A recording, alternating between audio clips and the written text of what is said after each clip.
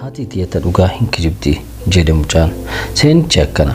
Namtichatu jaartii lammaffaa fuudhe jaartiin isaa jalqabaa jalaa duute mucaa tokko qaba. Mucaan kun ammoo isa waliin jiraata yaani jaartii isaa lammaffaa tana wajjin jechuu.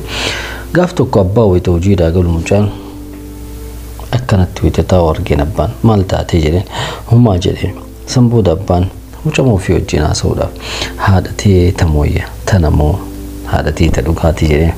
haadha tee ta dhugaati jedheen kamtu dhugaa irra dubbateen haadha tee ta dhugaati moo tanatu irra dhugaa dubbatenna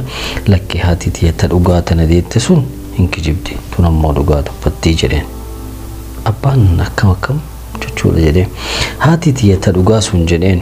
yoo ani waa taphachuudhaaf bahee ala ture yoo taphattee daftee hin deebi'in nyaata siin kennu waan nyaataa hin argattu haadhanaan jetti jedhe laakiin yoo ani taphadhee deebi'e narraa diitee nyaata naa kennitee na bira teettee na nyaachifte tun ammoo yoo ani taphachuudhaaf bahe yoo turte nyaata hin argattu yoo naan jette yoo turee dhufe nyaata hin argadhu kun marga nyaatiin akka kana marraa gammaa waa hin nyaanne kanaaf siin jedhe haati tee ta dhugaa hin kijibdi tun ammoo dhugaa dubbatti yaani mucaan jaartiin masaanuu tun awwaattaan jirtu na miidhaa jirti jechuu barbaade abbaa isaatiin akkanatti yaani laffatee jechuudha. Wanni nu beekuu qabnu jiruu tana irratti addunyaa tana irratti lafa tana irratti bakkuma feetetti obbo haati takkitti moollaa bira yoomiyyuu bakka haadhaa nam tokko bu'uu hin danda'u hatta abbaanu bakka haadhaa bu'uu hin danda'u haati